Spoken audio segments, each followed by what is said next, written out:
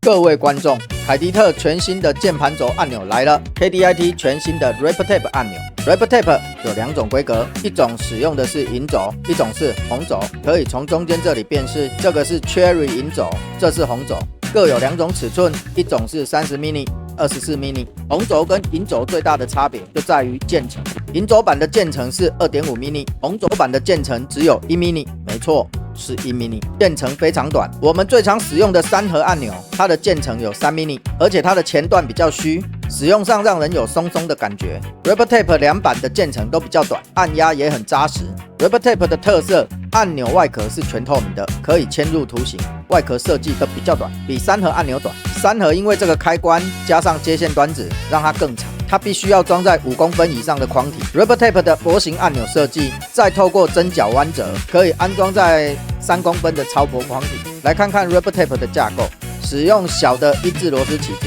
从侧面静音片的上面深入，往上翘，就可以把按钮面盖撬开。里面是一片静音垫跟 Cherry 银轴，静音垫是降低噪音的作用。按钮面盖这里有一个垫圈，软质的矽胶垫圈，这是缩短键程及减震的作用，避免硬塑胶直接撞击在开关上面，减少撞击声。这个按钮面盖可以嵌入图片，侧边这里有个凸点，使用1字起子抵住这个缝隙，然后左右翘，就可以把面盖撬开，把图片放上去，盖回去不需要对准任何方向，只要压回去就可以。RapidTap 的按钮是可以嵌图的，这个减震圈的作用，安装轴体之后可以看到，它限制了下压的距离，让键程变短，垫圈又直接撞击在开关上面，不让塑胶壳直接撞开关，达到减少撞击的声音。这个泡棉是吸音的功能，将内部空间的声音吸掉，达到双减震的静音效果，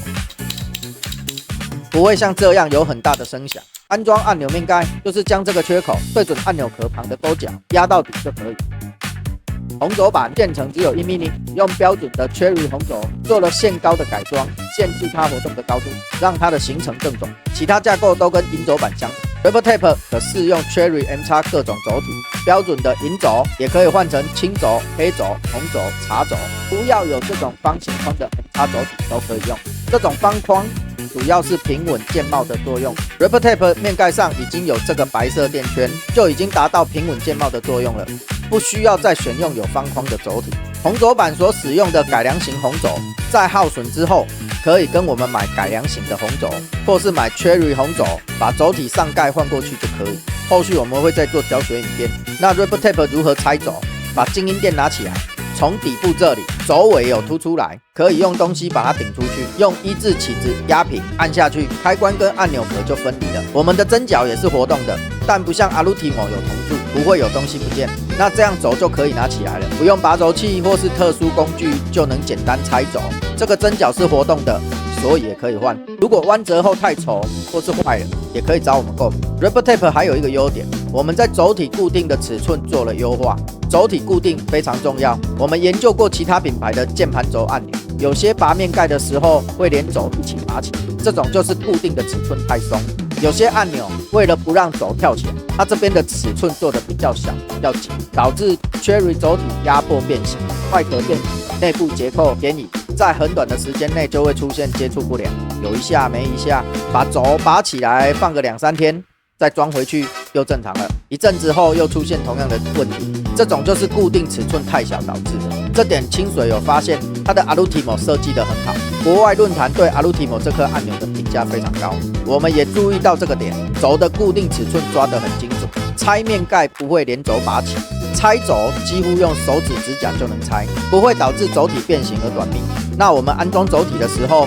是要对准它的脚位方向，对准方框，确定针脚是平坦的，将轴体放上去，然后下压就可以。在按钮底部这里有2个柱孔，透明外壳肉眼就能看到开关的针脚，在看口这边可以确认 Cherry 的针脚有没有确实插进去。如果你在这边看到少了针脚，那就是插歪了，开关针脚没插好，这样会导致按钮接触不良。这就是 RepTap 按钮的基本架构。轴装好之后，再把静音垫放上去，静音垫就是凸出来这里，对准这个小孔，压回去，压平，再来装面盖，面盖就是找缺角，对准耳钩这边，压回去，这样我们的按钮就装好了。再来看红轴板，键程只有1 mini， 一般标准的3核按钮按起来是这个样子，声音蛮大声的。这是24 mini 红轴板，键程更短，声音更小，正常按的时候声音也不是很大。一般的3核按钮在插上端子后，需要这么大的空间，大概5公分，必须安装在5公分以上的框。可能想说可以透过弯折针脚来改善，我们把它弯折之后，它也弯不了，大概是这样。拔起来看看，它弯折之后，端子这边只吃到这样一小段，这样很容易脱落，比较装不紧。所以3核按钮不是很建议弯折针脚，3核按钮你稍微掰个角度就好，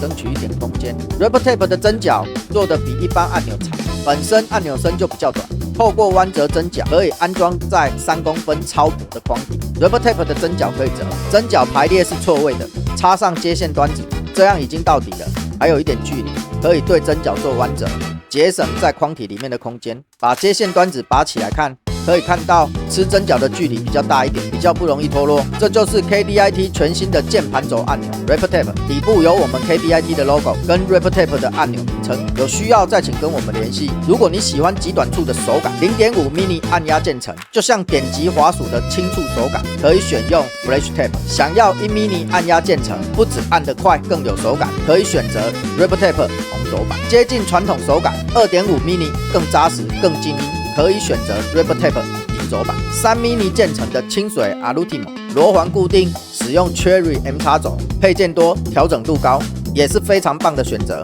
经典3核按钮，3 mini 键程，熟悉到不用思考的手感。各型按钮各有优势，选用 KDIT RepTap 的优势，价格亲民，透明可签图，适用 Cherry M 叉键盘轴体，轴体寿命非常有保障，超薄的按键体可安装在薄型的框体，双减震，低噪音，手感扎实。短键程，触发快，不只适用于 Hitbox， 格斗摇杆也很适合。更换轴体也很便利，轴体好拆装，可以更换自己喜欢的手感，算是目前键盘轴按钮里的 CP 值王者了。因为我们推出的比较晚，所以我们不走高单价路线。RepTap 真的是不错的选择，台湾 KDIT 凯迪特监制，品质可以放心。OK， 我们今天的介绍就到这里，谢谢大家。